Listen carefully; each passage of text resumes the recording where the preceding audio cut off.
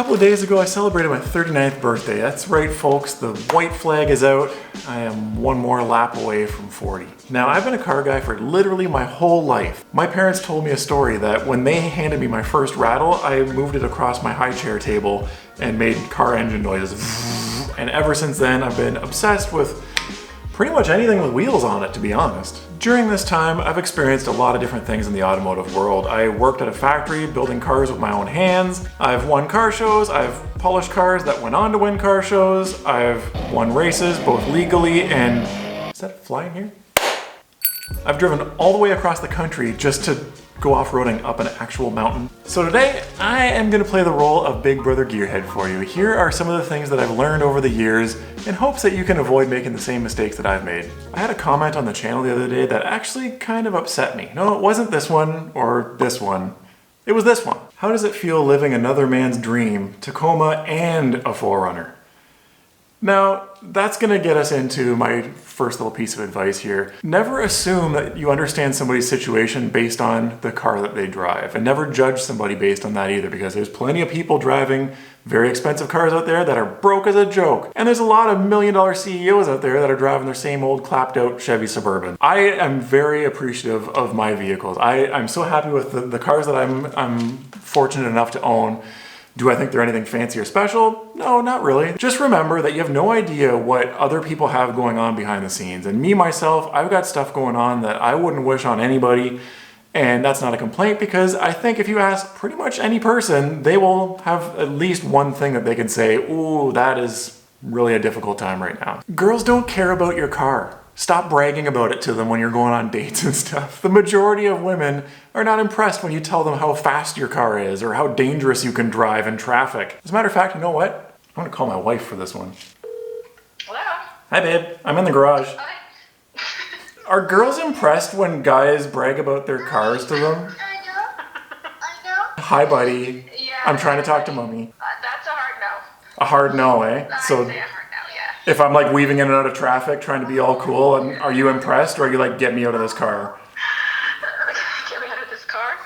Happy anniversary. I'll be done here soon because these guys are gonna click on another video in a few minutes. The next one is to keep an open mind. I think this is something that plagues the car community in a huge way. I think, there's a lot of people that are brand loyal to a fault, and it causes them to miss out on a lot of pretty cool vehicles that are out there. Just because your dad was a Ford guy and your dad's dad was a Ford guy and your 18th cousin drives Ford, so you can only drive Ford, every other vehicle sucks. I just think that it's worth taking a second look at that. And I am a diehard Toyota enthusiast, and even still, I filmed a video on this channel where I test drove an F-150 with an EcoBoost V6 and everything, and the opinion that I walked away with was that, man, those F-150s are really nice trucks. There's certain things that I think I'm probably never gonna be on board with, like the whole Carolina squat stuff where you lower the rear end of your truck and jack the front end up. I think I'm probably never gonna think that that's cool, but there's a lot of other things that I think you might really feel rewarded if you just try something different, or hear somebody's opinion about a vehicle or a modification or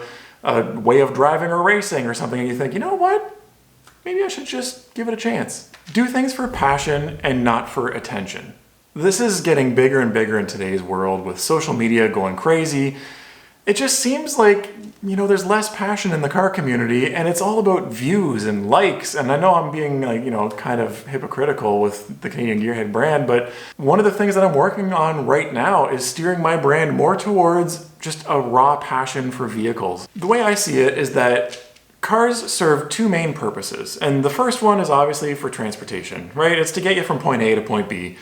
But I think the second one is enjoyment and to bring you happiness. I think as car enthusiasts, cars make us happy, and do things that make you happy with your car, and not because you think you're supposed to, or you think it's gonna get more likes on Instagram. This is a big one. Character is more important than specifications. I don't care about the fastest vehicle or anything like that, because you'll see, say like the Tesla Plaid whatever model is gonna be like the fastest car in a straight line.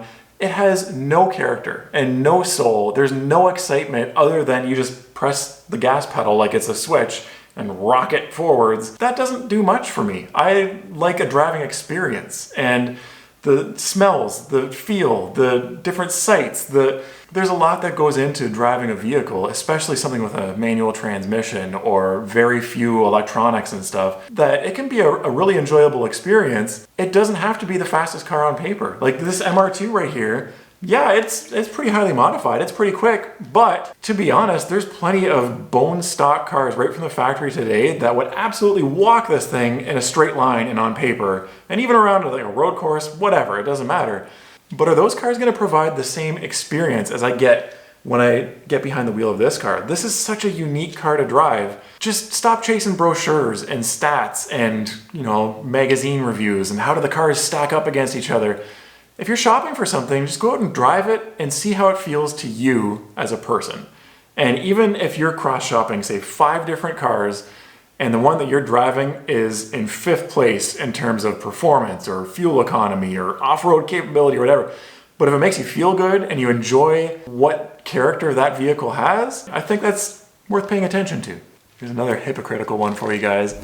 A lot of what you see on YouTube is not as it seems. That one 10-minute video might have been shot over like a huge period of time, months even, and all totally out of order and different clips and then pieced together in a way that tells a story and makes sense. And that's not actually the order that any of these events actually happen in real life. Some things are just downright staged or fake. And this is a good one. If they're selling you on a product in that video, they're either sponsored or they're getting some kind of a affiliate commission. Either way, they're biased and they're doing it to make money and not because it's necessarily the best choice for you. I myself get tons of emails every week from different companies, a lot of them Chinese, trying to get me to promote their products for them. And the truth is, sometimes I do take them up on these opportunities, but I have a very hard rule for myself. This product has to make sense for you guys, and it has to be something that I actually do believe in. And if there was no affiliate commission or no sponsorship fee or something like that, and somebody asked me like, hey, what kind of wax should I use on my paint? If my answer would still be, well, a wax like that would be really good, that's my criteria for whether I'm gonna work with a company or not. And the problem is, a lot of YouTube channels don't follow that same rule. And they'll just do whatever it takes to just try and get a free stereo in their car if they just make a quick install video. And needless to say, you're probably not gonna be seeing me promote any video games on this channel anytime soon. Challenge yourself. Do something out of your comfort zone. They always say that some of the best things in life come from when you feel uncomfortable. And if you're staying comfortable in your life as an automotive enthusiast, you might be missing out on some stuff. If you don't work on your vehicle yourself, try a DIY project.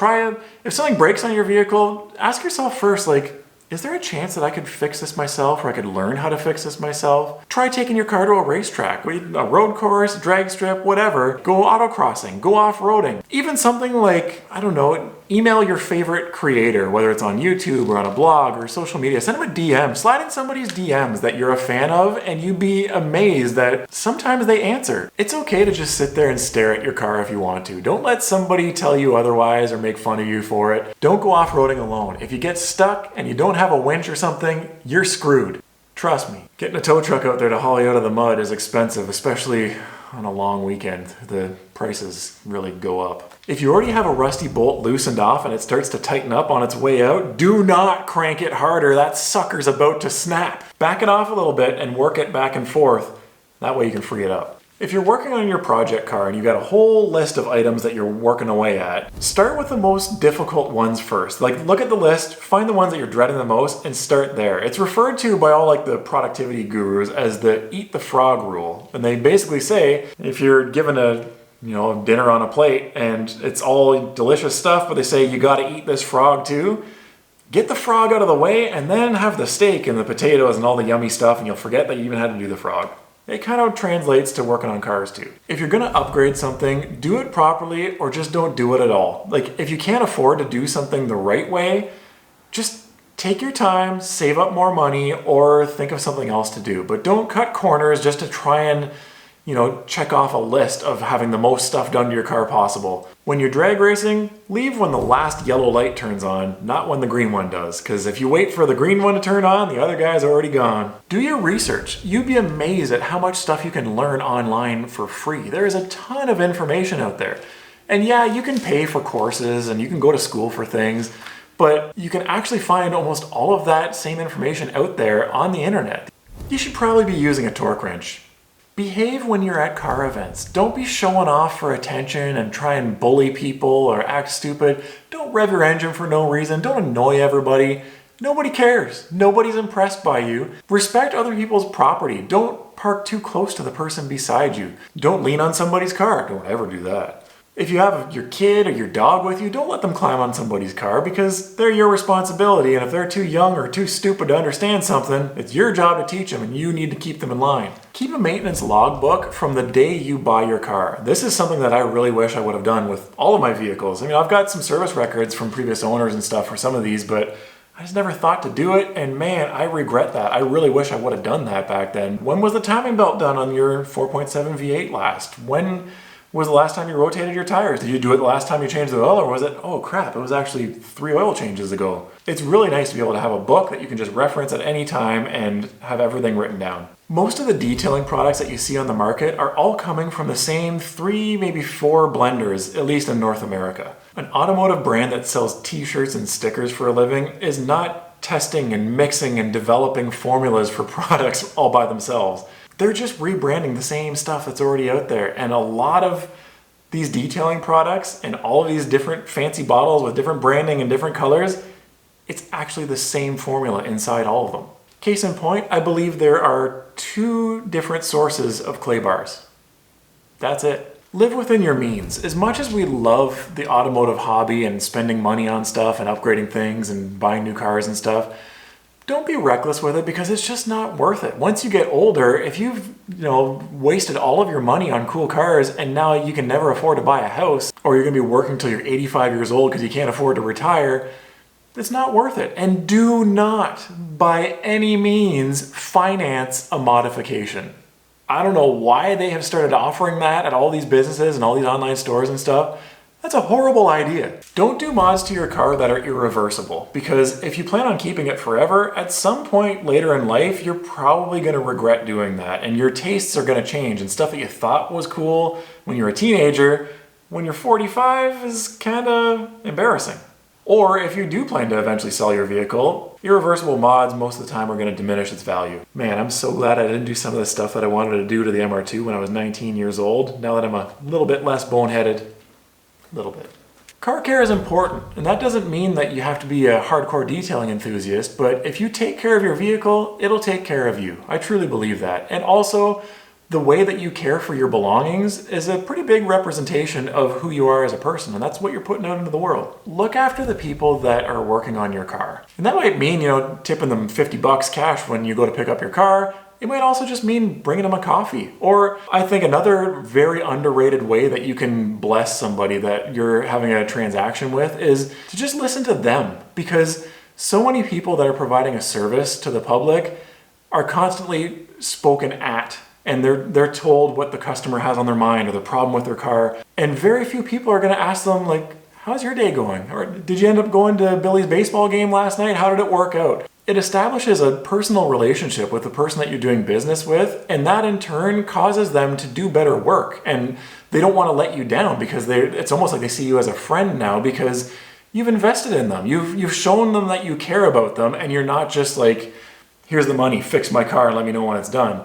Support the businesses that deserve your support. So that might mean, buying an authentic set of wheels or body parts or something like that versus a cheap Chinese knockoff. Or it might even be, buying merch from your favorite YouTuber. Maybe they've got t-shirts for sale on their website. Maybe you can get them at CanadianGearhead.com. But here's the problem with the whole real parts versus fake parts thing. And that's a topic for a whole video on its own, really. But if we just keep supporting the companies that are stealing designs and ideas from them, eventually there's not going to be anybody left to make new designs and new ideas because the people that are doing all the hard work, they can't afford to stay in business anymore because that cheap company is knocking off all their stuff for a fraction of the price. Keep your tools organized and clean them up when you're done because the next time you go to grab one, if it's all covered in motor oil or something, it's just not a great time. Don't take people for joyrides in your car. Call me superstitious if you want to, I'm not. But I swear, It never fails. That's always when you end up getting pinched by the cops or your motor blows up or something bad happens, all because you're trying to show off, how fast your car goes. Help another car enthusiast out sometime. Even if there's nothing that they can give you in return, just help them anyways, because we are all in this together, and I think there's been so much separation in the car community over the last few years. It just seems like everybody's always fighting and everybody's always trying to one-up each other or bad-mouthing each other. And if you're at a car event somewhere, you see an old-timer that's just kind of standing to himself and trying to show off his car, but nobody's paying attention to him. Go ask him some questions about his car. Let him talk about it. And don't do it for your own good. Like, maybe you're not interested in his car. Do it for him. Like, he's probably so proud of that thing and just wants somebody to listen to him talk about it. Unless you're in a hurry that you need to get to work in 20 minutes, just humor him. It's gonna come back to you. I feel like the more good stuff you put out into this world, the more is gonna come back your way. I truly believe that. And I think if I'm wrong and I just put good stuff out there and nobody ever pays me back, so be it, man. At least I made the world a little bit of a better place while I was here. And that's been my business model with the Canadian Gearhead brand. I've always said, I help people first and figure out how to get paid for it or reimbursed for it after the fact. That's why all of the articles on my website you can read for free. There's over 200 of them on there that are full of helpful information and stuff. Remember that we can't take these cars with us when our time is up. So realistically, we're all just temporary caretakers of them. These cars sitting in the garage with me right now, I hope that my son will inherit them and continue looking after them and keep them up and running and stuff, in hopes that maybe he'll pass them on to his kids. Just remember that at some point, you're gonna be dead, and that car isn't. Cars don't necessarily die. They can be restored over and over again. Look at some of these $30 million Ferraris that you see the before shot, and it was just barely a burnt shell of a frame that they were able to piece back together and recreate into a car again, and now it's worth, $30 million. But if a car is special enough, it never dies. And that's a big part of the collector car community, of some of the really rare, really expensive stuff. But I think we can also kind of take that and run with it with these sort of measly lower end cars too. Keep that in mind when you're sitting there thinking, it's a nice Saturday afternoon, I'd love to go for a drive, but I want to keep the miles down because it's going to hurt the value of it. You're going to be dead someday, man. Do you really want to be laying there on your deathbed thinking, so glad I didn't take my beloved car for that one extra drive to put 50 more miles on it before Chad inherited it at an estate auction for pennies on the dollar and is planning on putting an LS swap in it. Drive your car. They're built to be driven. They're built to be enjoyed. You can still look after them. You can rebuild them if they break. Don't let them just sit and collect dust. So if you've been into cars for a long time, comment below what your best piece of advice is for other car enthusiasts. As for me, I gotta go and try to make it to 40 now. Thanks for watching, guys.